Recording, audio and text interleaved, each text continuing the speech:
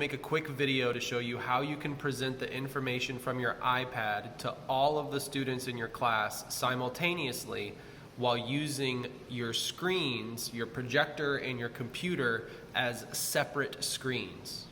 Okay, so it's a little bit of a complicated process, but I wanted to show you the advantages of it and open yourselves up to some more screen space during class.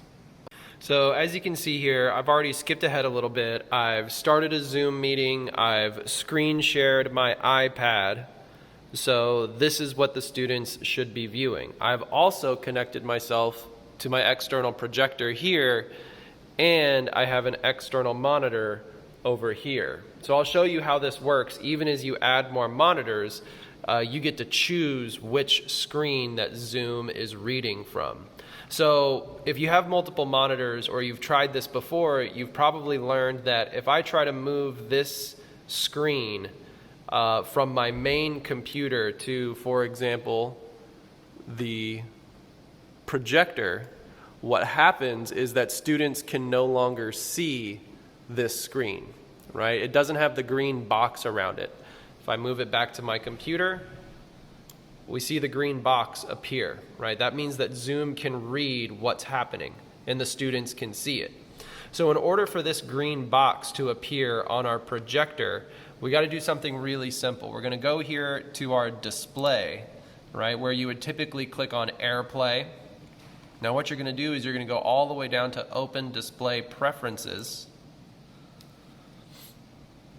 And this box is going to come up. You want to click on the second tab here under Arrangement, and you'll notice we have my three screens. When I click on a screen, a little red box appears around it, right? It's identifying what screen you're looking at.